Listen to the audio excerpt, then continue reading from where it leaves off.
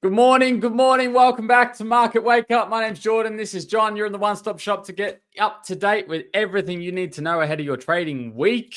John, we've got a little bit to get into. We're going to talk about the big, the bad, the great, the US dollar. We are going to talk about the US dollar on a play coming up. So stay tuned and let's get into the Market Wake Up.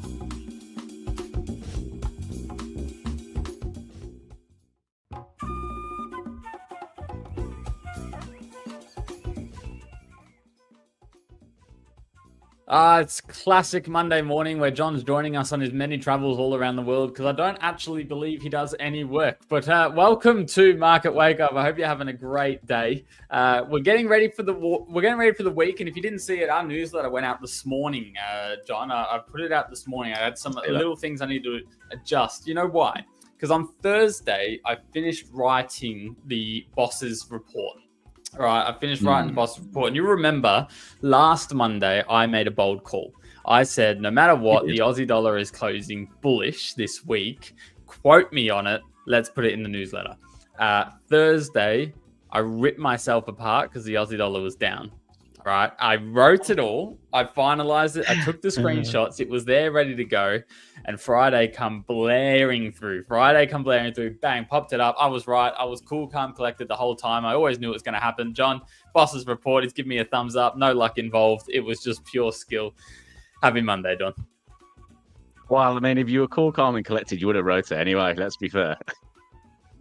But no, that good call in the end. I liked that call in the end. I had quite a good week last week. I was long Kiwi US dollar. I was long Euro US dollar. So that worked out really nicely for me. I closed out on Friday, thankfully, because I actually opened the market this morning and they're down. So I was like, brilliant. That was a good call by me.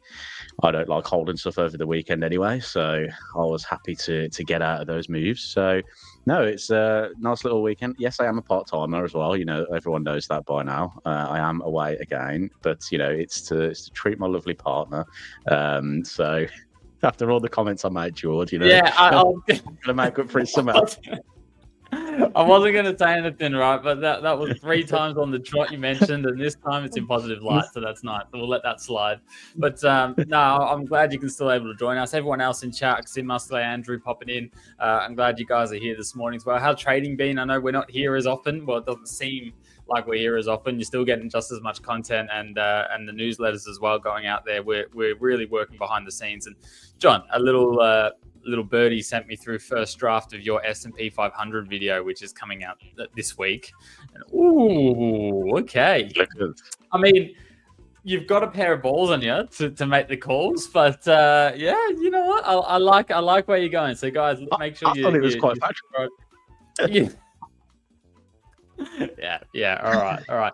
Look, let's talk about the big thing. The big thing we were talking about last week that fell on Saturday morning, my time, very late Friday night for most of you. Manufacturing PMI coming out of China, come in 50.3, beat expectations a little bit, still hovering around that 50.3 area. We have seen a couple of markets gap over this weekend, very marginally, nothing to write home about, but we did see a little bit of a gap there, and surprisingly a sell-off in kind of the New Zealand dollar and the Aussie dollar early this morning.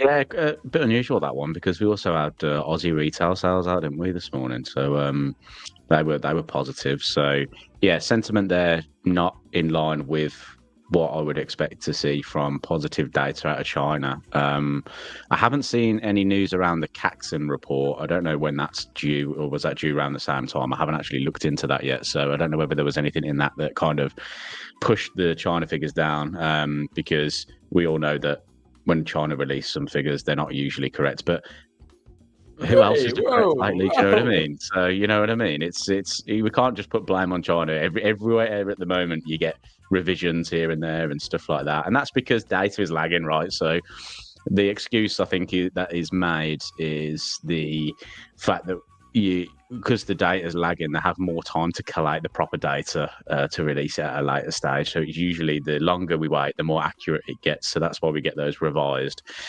figures going. So yeah, but that was quite interesting to see. Like I said, I was long Kiwi dollar last week, and I was contemplating holding it.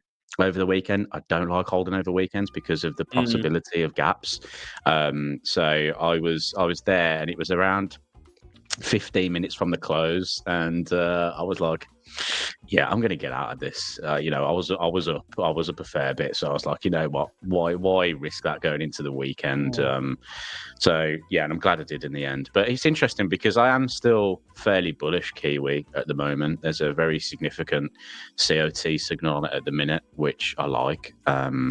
So I am very bullish that market. So if anything dips, will probably help me be a buyer of that currency at the minute. So I will be keeping my eyes on that going into this week. Seasonally, November and December, great months to be involved in the New Zealand dollar. Now we'll talk about the US dollar momentarily in the big bite when we talked about seasonality, which will also have a big play on this. But October, November, all the way through till late December. Sometimes some years all the way through till mid-Jan. New Zealand dollar tends to be a prize picker.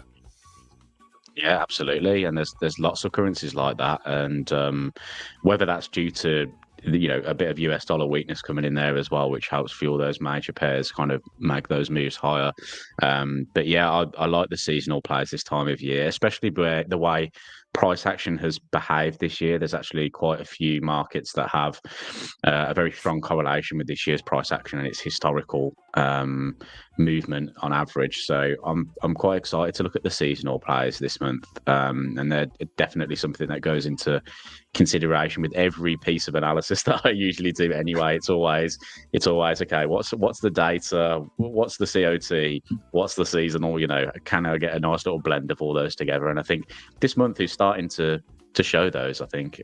So yeah, I mean, I'm sure we'll talk about the US dollar seasonal coming up in the big bite, but the seasonals at the minute are something to really kind of check in on. If you do have the opportunity to check in on those, I think you should definitely have a look at some of the seasonal players coming out for December, because there's usually really good strong ones around end of November into December. Yeah, December, you see drop off in volatility. You see holiday period, which makes markets much easier to move, much more predictable. And you also get and this is something a lot of people don't know. A lot of large international businesses don't necessarily abide fiscal years. When you operate around the globe, fiscal reporting and tax time, you don't necessarily do it where your hub is. A lot of people just go, we'll handle that. Well, actually, that's it's accounting problem. Let the accounting department deal with that. We're going to do everything by calendar year. So you do actually see a lot of inflow and outflow of money in various different businesses and large scale businesses, which create these seasonal patterns, which once again, I'll run through on Big Bite, because while we don't have the exact reason a seasonal play happens, I've got a probability bias, which I want to discuss. But I just had an idea, and it's come to me, and I want to know what chat thinks about it. First, Andre's popped in and said, how do I get access to the newsletter? In the description or in the chat. Either one, you can get there. It's market-wakeup.beehive.com /subscribe if you want to get straight through. Just do the .com if you want to read our previous articles before you get in.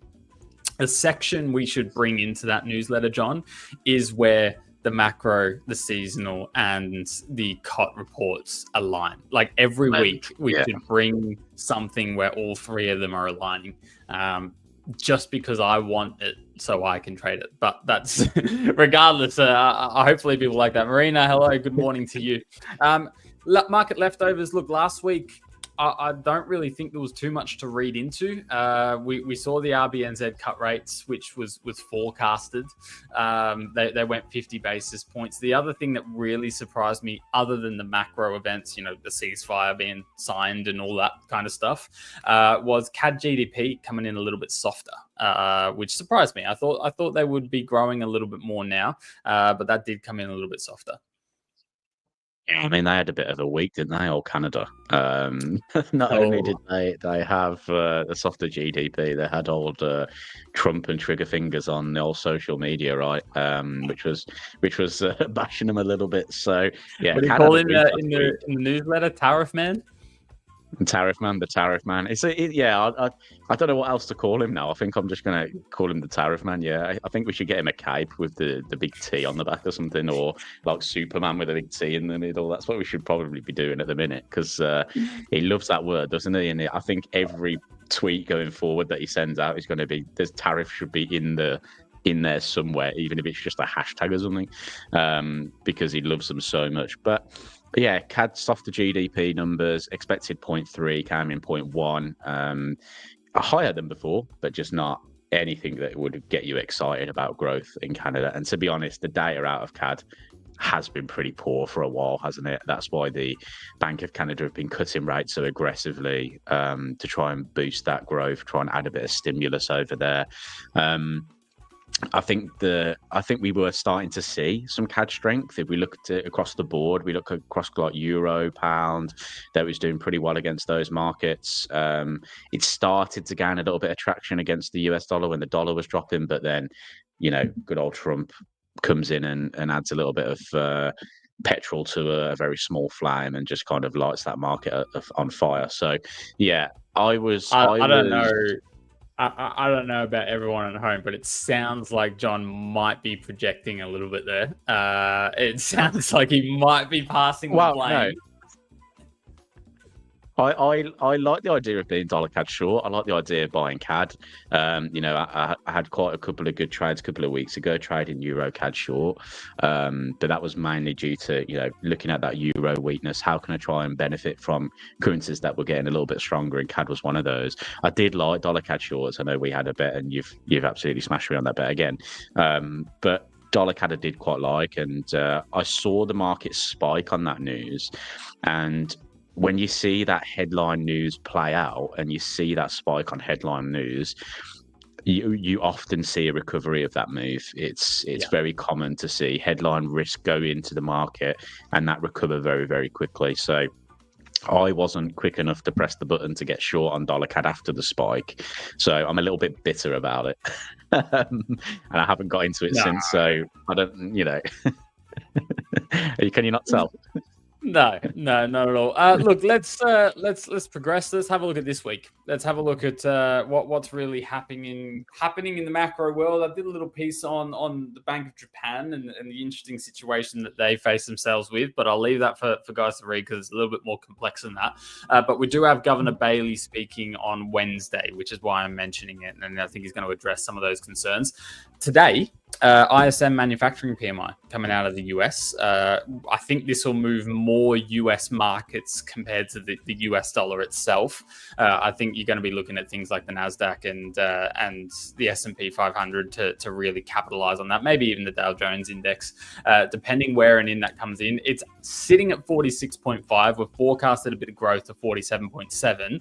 But remember, with these PMIs, if you're under 50, it's still market contraction. If you're over 50, it's market expansion. So even if they do come in at 47.7, progressive compared to last month, is it progressive in the grand scheme of things? No. It still means the market is contracting. It's just contracting at a slower rate. Yeah, and that's as the S&P 500 breaks into new all-time highs. So yeah. I've got nothing to add to that. As you move through the week, JOLTS job openings come in on Tuesday, Swiss franc CPI as well on Tuesday. We've lost John. We've got Aussie dollar GDP, quarter over quarter GDP coming in Wednesday morning, late Tuesday night for most of you. And then your Governor Bailey as well. John is going to have a bit of a chat about the Bank of England situation and where they're going to go into ISM services PMI. It's a huge week for the US dollar this week. Huge week because I'm only on Wednesday. I'm on Wednesday and we've already had 3 key events for that. We know what Friday is. It's the first week of the month. We know what Friday is. On Thursday, just when you think you could get a little bit of respite, you don't. Unemployment claims. Very early Thursday morning on my time is when Jerome Powell's going to come out, 2:45 a.m. my time. Obviously, that's not going to be the same in the US. It'll be late afternoon in the US where Jerome Powell's going to take his moment of thunder, maybe hit back at Trump, maybe send a couple tweets. Who knows? I'm intrigued to see how he tackles it. But unemployment claims coming out Thursday. And then Friday, we move into NFP, the big bad wolf, the mover of markets, which had been for so many years, apart from the past 2, when everyone stopped caring about NFP, but we're back, baby. We're back, and people care about NFP again. So I think that volatility towards the end of the week there is going to be there. So John, let me put you on the spot. End of the week this week, US dollar up or down? Oof, that's tough. That is really tough because I'm in the dollar seller camp. So, but if you consider what happened to job numbers last month, which were very low, at 12K, revisions are likely going to be higher here, I think, as well as a higher number. So I can't really. That's a tough one. That's a really tough one because I feel like the boss will slap me if I say dollar lower. But I'm going to say dollar lower. I'm going to say dollar lower because there's other markets that I'm really interested in terms of, and there's a lot of correlations around that. For me, are pointing to a weaker US dollar. So I'm in the dollar camp no matter what. And what I would love most, and this is just from a trader point of view, cap on dollar rises throughout the week. Everyone thinks the dollar's super strong. We get a super strong NFP, and then the market closes lower on the Friday. Chef kiss that would be for me because I would be like, I'm going to go sell some US dollars. So, forgive me for reading between the lines here, John, but are you telling me that as the US dollar climbs this week, if it does, you're going to be scaling into short positions? Not necessarily. What I want to see is some kind of sentiment change. And typically what we see, right, is when we have positive data out of a currency, or out of a country, their currency tends to perform okay, right? So positive data usually equals a positive currency, just on the nuance of it, right? There's obviously a lot of other factors that go into play there. But if you start to get positive data out of a market and it gets weaker, the currency, that to me is a sign of sentiment change. There's really good examples of this across the board. Last week, I talked about what if the RBNZ cuts rates and New Zealand US dollar closes higher? Because usually, if you, as a retail trader, if you're just getting into the macro world, you would see cutting interest rates is negative. I'm going to go sell that market. RBNZ talks about cutting another 50 basis points in January and February. So that in your head would be, well, that surely points to a negative New Zealand dollar. It closed higher. That's to me is a sentiment shift. I'll start buying Kiwi dollars. That's what I'm kind of getting at. I mean, I probed on a position on the US dollar, and we've ended up there. But that's sorry, but like it was kind of, I'm trying to relate it to what I'm trying to look for. So if we do get positive data out of the US, but we start to see negative closes on the US dollar, then that to me is a sign that the sentiment is shifting a little bit. If we get stronger NFP figures, let's say average earnings go up. Or stay the same, positive jobs data, maybe a little bit of, wage growth in there or whatever. Unemployment rate starts to come down a little bit. Usually those factors point to a stronger US dollar. If we get that and it closes lower, that to me is a big shift in sentiment from the market. So I like to let the news happen. I like to see what happens at the close of day, and then I go, okay, well, this could be a bit of a sentiment shift for me, so I'm going to start getting involved with that. So I want to say dollar lower at the end of the week. I too am going dollar lower, only I'm a little bit more aggressive than you are. I'm willing to back it early. And it's a little bit different. So before I jump into this, I'll just let you know the VIX is at 14.1. What? Riddle me that one, right? That's we can't say riddle it. It's too predictable.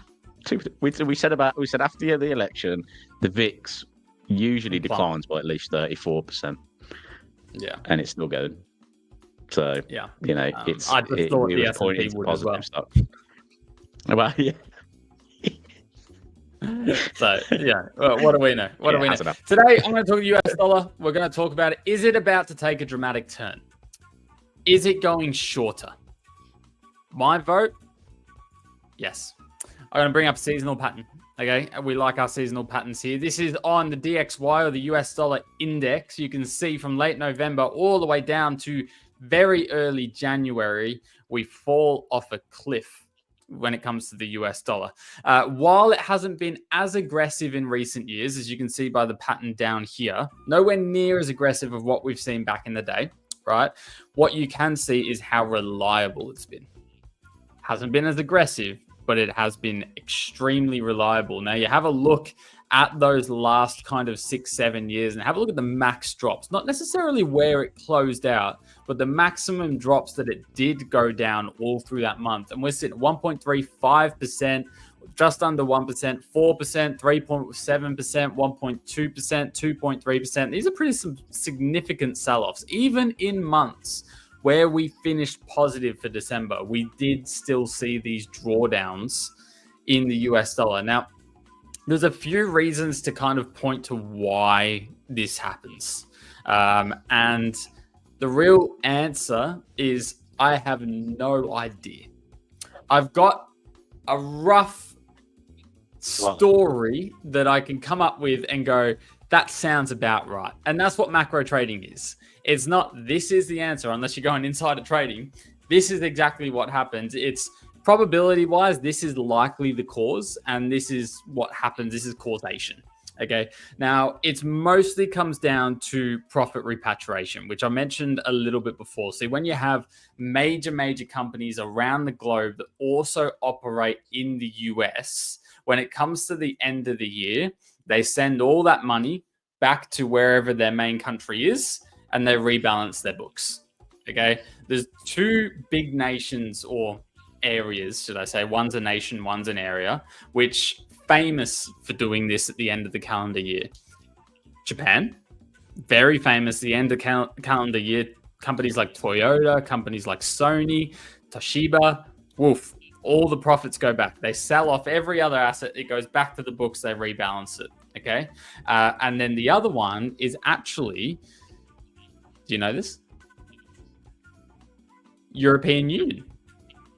It is the EU area which do it, where you've got, I mean, look at Germany for one. You've got these very large companies that do a lot of deals with and within the US. I can go back to car manufacturers alone, right, that are selling in the US. Same thing, comes to the end of the calendar year, all the US dollar that they've made, they've built up, they send it back to euros. What does that mean? They need to sell the US dollar, they need to buy euro in order to, and I'm not talking, they got a couple of $100,000 from selling those cars. I'm talking millions and millions and millions of dollars. And what this usually does, when you put all those companies together, getting out of the US to rebalance their books, they're coming back. They're not pulling out of the US. It's just where they're sending the money now that they've made money.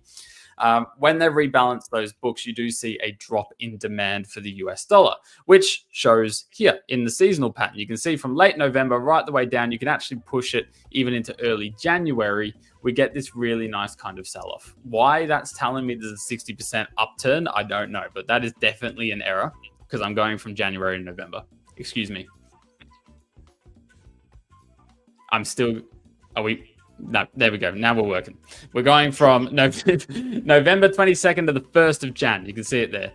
You can see 25%, 75% of the time we do see a bit of a sell-off. If you aggregate all of the past 25 years, you're looking at an average return of negative 1.36%. If you look purely at the 18 years this has lost, we're looking at an average of 2.43. The maximum loss that it has gone is around 7.7. Am I predicting a US dollar collapse? No. Right? Do I think that's going to happen?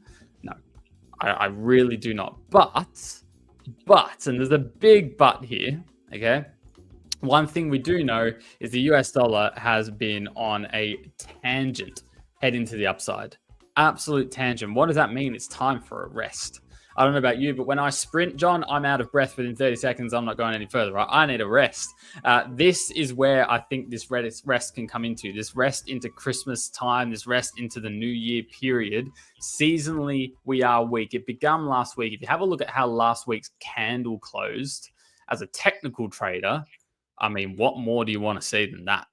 What more do you want to see than that? And I don't know if anyone trades engulfings or likes looking at engulfings, but I love nothing more than an engulfing candle which immediately retraces halfway through for me to short it. It's like giving me the opportunity I missed, right? And that is what we're seeing today, exactly today. So this is looking at the US dollar index, absolute rally December. We are looking at potentially a profit repatriation play where we can see an average sell-off of in and around 2.3% on those losing 18 years. If we were to execute on that today, 2.3% would sit us in and around this area down here, which you'd argue is the next area of support for the US dollar index anyway. It's almost like the technicals and the fundamentals are aligning right now.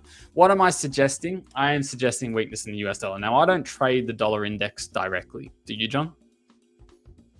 No. I want to pair this against something. Now, I mentioned two currencies with you just before, the euro and the Japanese yen. The Japanese yen, it's already gone. It's already gone. It's beating me to it. And the repatriation plays historically are very strong because I know these Japanese companies, you can read their balance books. Look what they do at the end of the year. They don't hide it. It is very, very simple way that they do business. The end of the calendar year, they want to make sure their books are in order and they want to make sure they're dodging tax in all ways possible, right? So they bring that money back to the Japanese yen, they dump the US dollar, everyone's happy. That's kind of what we're seeing already. You can see the amount of money buying back into the Japanese yen, not necessarily just selling out of the US dollar, but this is potentially showing that these Japanese companies are already pulling profits from around the world and getting back into the Japanese yen. It's already flowing, which makes it very difficult for me to capitalize on this because it's not really giving me an opportunity to get in. If I went and judged it with the euro, though, a little bit more room for error. Little bit more room for error. Euro US dollar has been green December the last 7 years on the trot. Why, Barry? Why? Profit repatriation. That's what I'm looking at, right? That's the angle I'm going for. So Euro US dollar is giving me a better entry point. US dollar Japanese yen is giving me more conviction. I haven't decided which one I want to play yet, but one thing I do know, John, is I want to short the US dollar index back into these 104.5 levels, either through the Japanese yen or through the euro into the new year of 2025. Yeah, I like these a lot. On my books, yen was getting a little bit stronger. I managed to get on the yen hype last week, but against the pound, which performed really nicely as well. But yeah, I like this play a lot. I really like the idea of being short US dollars. Another reason why I like being short US dollar, I just think sentiment at the moment, everyone is talking about. So one of the last times this didn't play out right was 2016. That was announced as president and won the presidency. So that is one thing that we have to keep in the back of our heads a little bit, is that the 1 year that it didn't work out is the 1 year where the same man gets into office.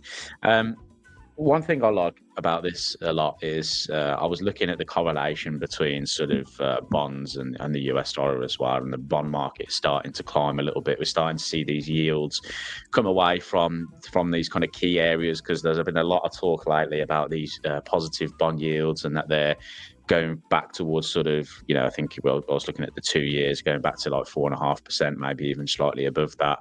And that would be positive US dollars, right? Because that means the market is pricing in a less chance of cuts going forward. You can see it on the CME Fed Watch tool as well. It's almost like 50-50 for a December cut at the minute. So, yeah, really interesting time for the US dollar at the moment, but I do like this play to the downside, and I'm trying to find markets again. When I see that US dollar, it's not just about, okay, dollar index shows this seasonal pattern. It's about, okay, is the dollar getting weaker? But where do you want to go and exploit that weakness? Yen is a perfect example of this. For me, euro is a perfect example of this. I feel like the market is very heavy short euro US dollar at the moment. And very short US dollar at the moment. And I just think that for me, this is a market I want to try and exploit to the upside, because usually when you get these heavy moves and then they are, or essentially hedge funds profit take, you can get these big sort of moves back to the upside. And that's what I'm seeing in the COT reports at the moment. I'm seeing heavy downside, heavy short selling on euro, because hedge funds are trend followers for one, but two, they're also looking at the data. Think about the euro data that we've had over the past few months. It's been really poor, and it continues to be poor. Germany is really suffering, and that is the biggest economy within the eurozone. So usually the euro is going to move on that German data. So as that continues, euro is going to be under pressure, but sometimes we're going to have hedge funds push it to places where they can't push it any further. There's no one to take the other side of the trade, essentially. So they have to kind of get out of those positions, and that can cause a surge in price. So that's what I'm really looking at for euro dollar. My other one is Kiwi. I still like the idea of being long Kiwi. I've seen a really interesting COT signal in the New Zealand dollar at the moment, where we're seeing hedge funds heavily short that market, but they're doing it at levels that we haven't seen for a good year or so. And the last time it happened, Kiwi dollar was at the bottom of a range, and it reversed. Where are we at now with Kiwi dollar? We're at the bottom of a range. Can it potentially reverse from there? So, yeah, for me, I like the idea of looking at this US dollar weakness play, and I'm actively looking at it. And I think you can try and look across the board and look at some correlations as well, and try and find some opportunities with that. Like I said, if you can try and find, a currency that's super strong, try and go and trade it against that. Yeah, looking at the New Zealand dollar here, and this is what we're referring to before. Obviously, you can see between early October right the way up into December, and sometimes into late Jan as well, you do get this nice run up in New Zealand dollar. December, it's a tough one to try and capitalize on the seasonal pattern right now, given the price action we have seen in the New Zealand dollar, US dollar. Usually that nice little run up you see, 1.3% on those gains, 2.1 are really late November to now, essentially. So if you haven't caught it already, I think it'll be tough. From maybe the 8th of December into Jan, into Christmas, 20% hit rate over the past 10 years. If I throw this out to 21 years, I think it's going to be, there you go, 70%. This large dip around the 20th. Potential pullback opportunity to go long. But one thing I do know is the US dollar I want weak. I think it will be weak over the next month. That's just my opinion and where I'm going to try and capitalize on it. And these are all different assets to try and capitalize on that. But for me, Japanese yen is by far waving its flag the most aggressive right now. Oh, yeah, definitely. And, we had Tokyo core CPI last week come in hotter, 2.2% higher than the expected 2%. So that's going to start playing into the mind of what's going on with the, with regards to the BOJ and where they position themselves, how they talk going forward. There's been a lot of talk that there could be hiking interest rates. I mean, we've talked about this for a few months now, that there are a couple of economies out there that are looking a bit stronger, that are holding up. One of that being Australia, the other is Japan. So for me, I still quite like that play of being a buyer of the Japanese yen, and it's playing out okay at the moment. So we'll see if that can continue running through. But yeah, that little jump up in those CPI figures would not be your core CPI as well. So that's quite interesting. That would be something that Bank of Japan will have to take note of and discuss at some point. Yeah. My take it to go is a little bit different today, John. My take it to go. I'm interested. Is in the newsletter.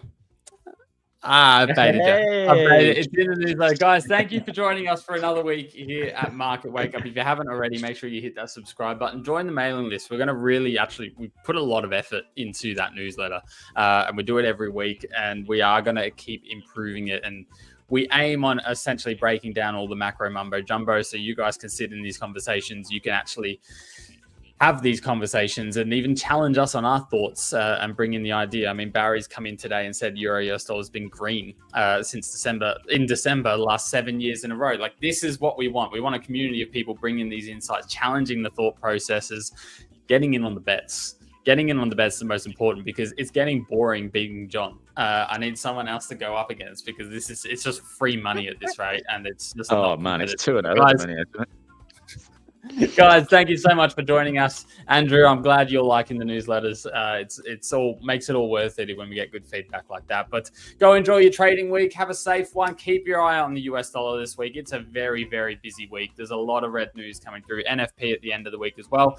A couple of videos coming this week on Market Wake Up, and we'll see you next week. Cheers.